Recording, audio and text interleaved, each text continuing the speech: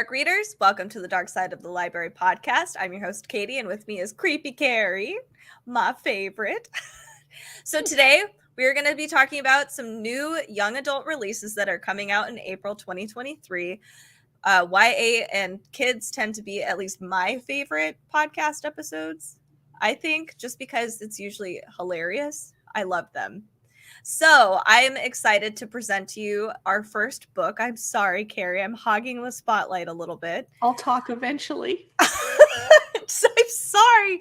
Okay, so we have a book with a gorgeous cover. Make sure to tune into our YouTube channel as well if you want to see the book covers. That'll kind of, I guess, you'll be more inspired to at least check these out yourself. So this first one is called A Hunger of Thorns. This one is being released on April 18th. It is by Lily Wilkinson. So it is a witchy tale about forbidden magic and missing girls who don't need handsome princes to rescue them. I know. I'm buying it right now. And it's a gorgeous cover. I love moths, and it's very colorful, whimsical, Luna moth. I love it. So Maud is the daughter of witches. She spent her entire childhood running wild with her best friend Odette, weaving stories of girls who slayed dragons and saved princes. Then Maud grew up and lost her magic and her best friend. These days, magic is toothless, reduced to glamour patches and psychic energy drinks found in supermarkets and shopping malls. Odette has always hungered for forbidden, dangerous magic. And 2 weeks ago, she actually did go searching for it. She's like, okay, I'm done. We're going to find this awesome magic. We all have a friend like that, right? I think I am that friend. So now she's missing, of course, because you just don't go searching for that all by yourself, Odette. And everyone's saying that she might actually be dead, except for Maud. Storytelling has always been Maud's gift, so she knows all about girls who get lost in the woods. She's sure she can find Odette inside the ruins of Sicklehurst. This is an abandoned power plant built over an ancient magical forest. Oh, wow. no. I thought you were going to say burial ground, but forest is even better. Yeah, and I'm sad there's like a power plant on there. This is a place that nobody else seems to remember that is there. The danger is no one knows what remains inside Sicklehurst either. And every good story is sure to have a monster. So this sounds appealing, and I think you and I both are in. This is called A Hunger of Thorns. This is by Lily Wilkinson. I forgot to welcome our guests that are watching live. Welcome to Dark Side of the Library. Hello. My first YA book today is Bianca Torre is Afraid of Everything. It's by Justine Pusella Winans. 16-year-old Bianca is an avid birder, undergoing a gender identity crisis and grappling with an ever-growing list of fears. Some are like fear number 6, initiating conversation. They are forced to watch birds from the telescope in their bedroom. And occasionally they watch their neighbors. So when their gaze wanders to one particular window across the street, Bianca witnesses a creepy, plague-masked murderer take their neighbor's life. I think they mean plague mask wearing murderer. Oh, that's cumbersome. So worse, the death is ruled as suicide, forcing Bianca to make a choice. Succumb to their long list of fears, including number 3, murder, and number 55, breaking into a dead guy's apartment. That's an oddly specific fear. Yeah. Or investigate what happened. So Bianca enlists the help of their friend Anderson Coleman, but the two have more knowledge of anime than true crime. As Bianca and Anderson dig deeper into the murder with a little help from Bianca's crush and fellow birding aficionado, Elaine. Fear number 13, beautiful people. Fear number 11, parents discovering they're a raging lesbian. The trio uncover a conspiracy much larger and weirder than imagined. And the killer, as they do, catches wind of the investigation. Suddenly, Bianca's number 1 fear of public speaking doesn't sound so bad compared to the threat of being silenced for good. Oh. This sounds like a very interesting read. And it is Bianca Torre is Afraid of Everything by Justine Pacella Winans. And I want to point out, it is by Clarion Books. They are an incredible publisher that doesn't just publish any old book. Grade levels 9 to 12, reading age 14 to 17 years. And it comes out April 11. Came out. My next book is called The Cherished. Sorry, I'm losing my voice all of a sudden, of course, as I have to talk. This is by Patricia Ward, and this came out April 18th. The cover of this book really reminds me, Eric LaRocca does not do YA books, but it's the same art style as his books. And his books are very eerie. So and the cover is really sinister. Are those dragonflies or butterflies or both or moths? Yeah, I think it is a little bit of both dragonflies, moths, and butterflies. It's really it's beautiful, but interesting. So if you like The Hazelwood or Wilder Girls, or if you like Midsummer, the movie, you will probably like this book. So here's what it's about. Jo never expected to be placed in her absent grandmother's will, let alone be left her house. Oh my goodness, can you imagine that? Just a young lady with their grandmother's old house. Is it full of creepy dolls? Oh, I hope not. She does give her a letter that has these mysterious demands. So upon arriving at this inherited property, things start to get weirder. The tenants mentioned in the letter are odd, just slightly off. Jo feels something dark and decrepit in the old shack behind the house, and the things that her father used to talk about, his delusions. Why is Jo starting to believe that they actually might have not been delusions at all and they were real? But what Jo fears most is the letter from her grandmother, because if it's true, then Jo belongs here in this strange place and she has no choice but to stay. So very obviously ambiguous. It sounds intriguing. I will probably pick this one up. This one's called The Cherished by Patricia Ward. My next book has an unusual title. It is Funeral Songs for Dying Girls.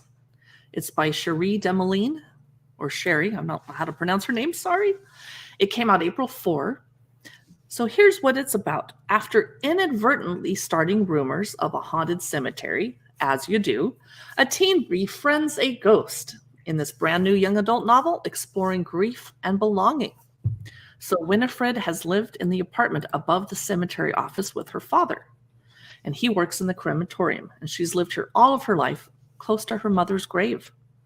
With her 16th birthday only days away, Winifred has settled into a lazy summer schedule. Oh, I miss those days. She's lugging her obese chihuahua around the grounds in a squeaky red wagon, and she visits the neglected gravesides, and she's nursing a serious crush on her best friend, Jack. Oh, we've all been there. Her habit of wandering the graveyard at all hours has started a rumor that Winterson Cemetery might be haunted. It's welcome news since the crematorium is on the verge of closure and her father's job is being outsourced. But now that the ghost tours have started, Winifred just might be able to save her father's job and the only home she's ever known. And she'll be able to stay close to where her mother is buried. All she has to do is to get help from her con artist cousin to keep up the rouse and somehow manage to stop her father from believing that his wife has returned from the grave. But then, and here's where it gets extra interesting, Phil is the actual ghost of a teen girl who lived and died in the ravine nearby to the cemetery, starts showing up. So it actually is haunted. And Winifred is questioning everything she believes about life, love, and death, especially love. Oh, okay. So it's Funeral Songs for Dying Girls. It sounds so good. It's by Tundra Books. Ages 14 to 17-ish, grade level 9 to 12, or goth grandmas in my case. And it comes out April 4th. My next book is called Gifton, and it came out April 4th. It's by Layla Susan. This is a dystopian novel. Yay! Post-apocalyptic world, sapped of natural resources. Yay! So this is for grade levels 8 through 12. We have 3 different sections here. A blighted land. Ever since the darkening, survival has been a struggle. The people of the field toil on parched earth, trying to forge a life amid dwindling resources. A gift. As one of the Giften, Ruthie is a survivor to or savior to her isolated community. Her hands hold the rare ability to raise food from dead soil, but she is also its greatest danger. We have a sinister regime. In the city lurks a dark army intent on hunting Giften to harness their powers, destroying all who stand in their way. With the threat growing ever stronger, Ruthie and her friends must leave all they have ever known and embark on a quest that will pitch them towards the city, an unknowable danger. On one way or another, the battle is coming. So again, this is a bit of an ambiguous description, but it sounds really interesting. I like it because it kind of has a bit of a fantasy undertone because she's able to raise food from dead soil. So this is called Giften by Layla Susan. That sounds so good. That is right in my wheelhouse. Yeah. My next book is called Harvest House, and I wonder if it's a graphic novel because the cover is illustrated. I'm not sure. So there's a creepy house, there's a young gentleman walking away from it, and then the mirror reflection is actually a girl in the water or something. Let's find out. It is grade level 7 to 9. Harvest House by Cynthia Leitich Smith, April 11. She is revisiting the world of her American Indian youth literature book, Hearts Unbroken. So in this book, Halloween is near. Yay, Halloween. And Huey Wolf is volunteering at a new rural attraction called Harvest House. He's excited to take part in the fun, spooky show until he learns that an actor playing the vengeful spirit of an Indian maiden, it's a ghost inspired by local legend, is going to headline. So folklore aside, unusual things have been happening at night at the crossroads near Harvest House. A creepy man is stalking teenage girls and young women, particularly indigenous women. Oh. Dogs are fretful and on edge, and wild animals are behaving strangely. While Huey weighs how and when to speak up about the bigoted legend, he and his friends begin to investigate the crossroads and whether it might be haunted after all. As moon rises on All Hallows Eve, will they be able to protect themselves and their community? This is Harvest House by Cynthia Leitich Smith. It came out April 11. My next one is called The Hithero Secret Experiments of Marie Curie. This came out April 11th. It is a bunch of short stories, 20 in fact. We have different writers. Let me see if I can find them all. We have Scott Sigler, Jane Yolen, Susan L. Lambden. I'm trying to see if there's anybody that's familiar to me. Christine Taylor Butler, Shannon McGuire. So there's a lot of people that have contributed to this book. So it says, and it's not just stories, there's poems, and which is very cool. At the cusp of between child and adulthood, at the crossroads between science and superstition, a teen Marie Curie faces the factual and the fantastic in this fabulous collection of stories that inspire, delight, and ask the question, what if she had used her talents for diabolical purposes? This is fun. So this is for grade levels 7 through 9. It's really cool. I like the cover. I'm trying to see if there's anything on the inside. There are some Is it a graphic photos. novel? Because the cover, again, looks like it's illustrated. Yeah. No, it is not. And there actually are photos from, like, we have the mobile x-ray unit here, which is very interesting. I've never even seen this before. So it's a little historical. I like that they draw some historical, from perspectives from Marie Curie's life and her experiments. So that's really cool. So if you're interested, this is a great way for kids to be introduced to her as well. This is the Hithero Secret Experiments of Marie Curie. This is by Brian Thomas Schmidt, Henry Hertz, many other people. My next book is He Who Breaks the Earth. It's part of the God's Touched duology by Caitlin Sangster. It came out April 11, so it's the second book in the series. It's described as Wicked Saints meets There Will Come a Darkness. It's a sequel to She Who Rides the Storm. So this one follows the four thieves that are turned unlikely allies. So Mateo spent years believing he suffered from a strange wasting sickness, but he's finally learned the much darker truth. Now he'll do whatever it takes to save himself, even if it means betraying Leah, the one girl who's ever made him care about something more than his research. It doesn't help that his father happened to kidnap the last living member of Leah's family. Oops. Oh. And though it means Mateo will get to see her again, it's only because Leah is already hunting them. Oh, goody. Anway's rage can't be contained after the disaster at the tomb that ended with Knox almost dying. What did I miss in the first book? Holy crap. Right? Sounds like you're not going to enjoy this book if you haven't read the first one, so FYI. Each member of the crew has their own motivations and their own gods whispering in their ears. And so Anway gets close to the shapeshifter she's chased for so long and realizes the god's plan and her own might diverge. This is He Who Breaks the Earth, Book 2 of the God's Touch duology by Caitlin Sangster, and it came out April 11. My next book is called The Immeasurable Depth of You, and it did come out April 4th. It's by Maria Ingrande Mora, and it has some pretty good reviews already, and I've seen this book kind of around Book Talk quite a bit, actually. This is a queer coming of age story set against the backdrop of the Florida mangroves.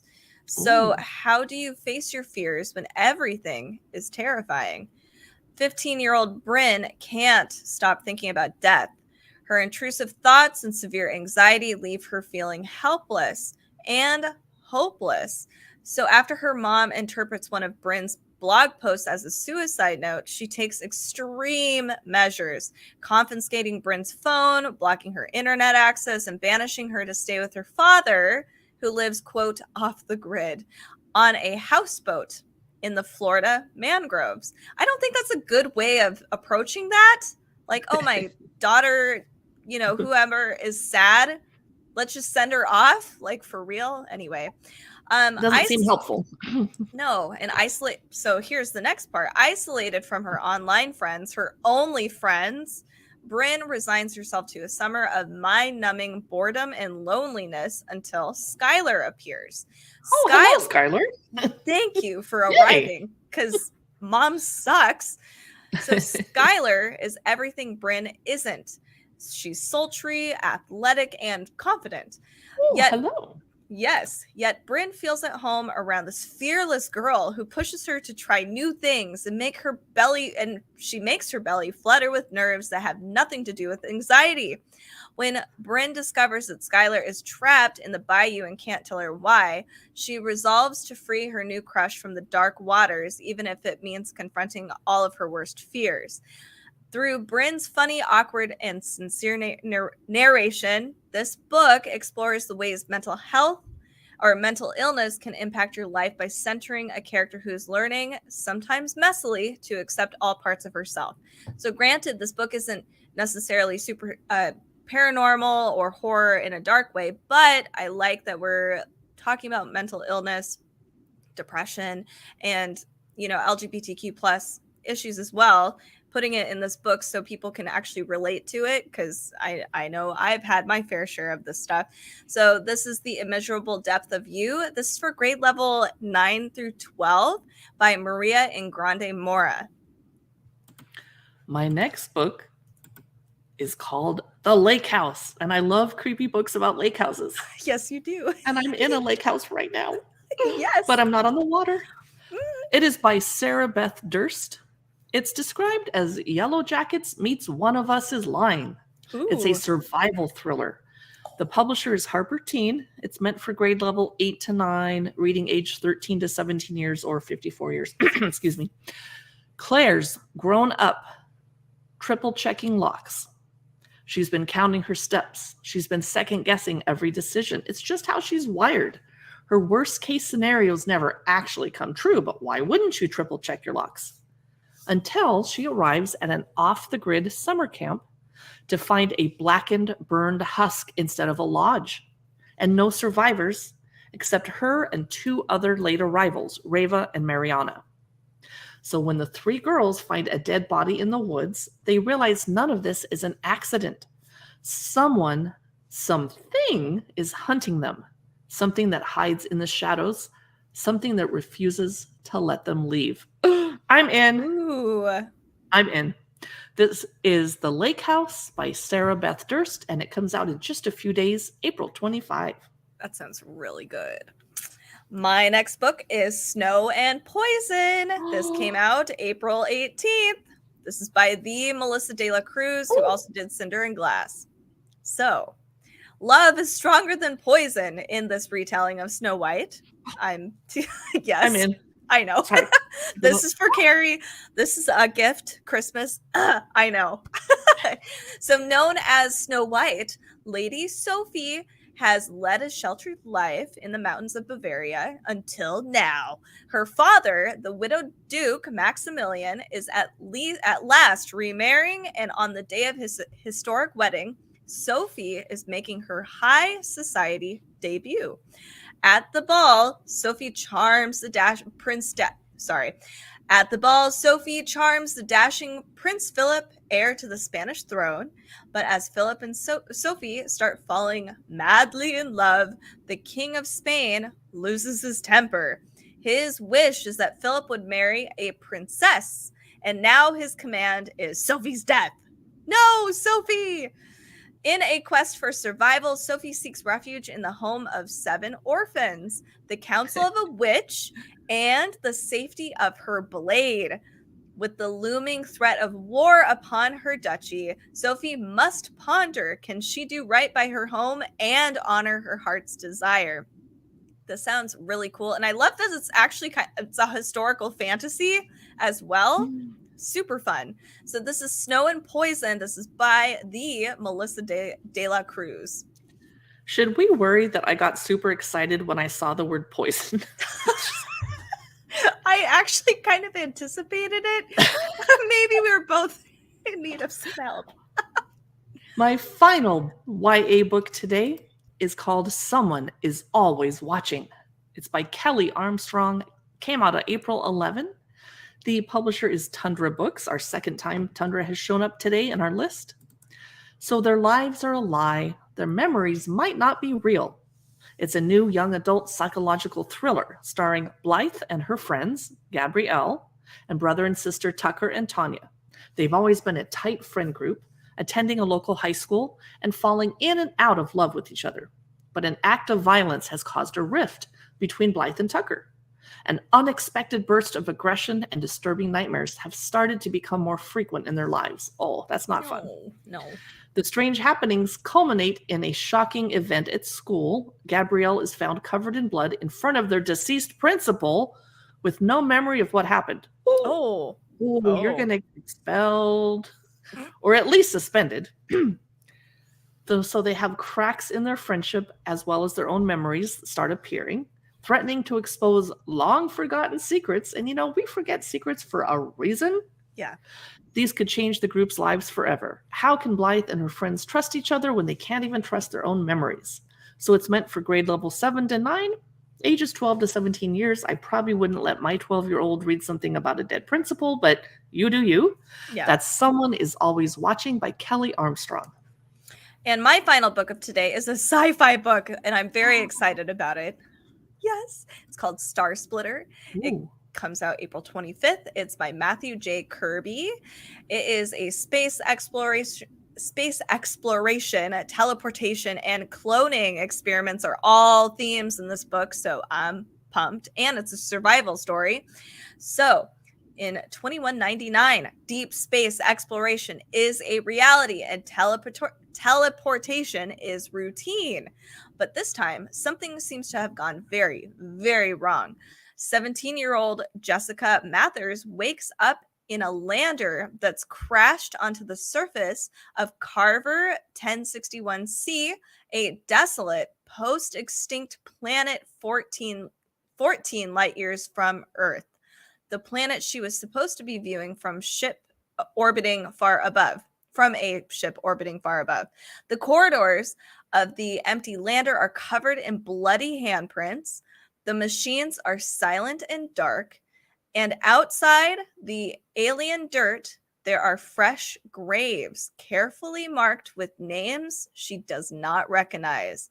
Now Jessica must unravel the mystery of the destruction all around her and the questionable intentions of a familiar stranger. I love it. So this is for reading ages 12 through 17, grade levels 7 through 9. This is Star Splitter by Matthew J. Kirby. And that wraps up our Dark Side of the Library Young Adults for April 2023 books. You be sure to check the podcast notes or the YouTube description if you'd like to check out the affiliate links to go over and shop for these or take a look at them. We broadcast our podcast on Wednesdays and Fridays. You can occasionally find us on our Amazon Live. I basically think of it as a TV show nowadays. It's a shopping stream. That's at amazon.com/live/Dark Side of the Library. We're also on YouTube talking about dark books a lot of the time and on Instagram. Thanks so much for listening, and we'll see you in the next episode.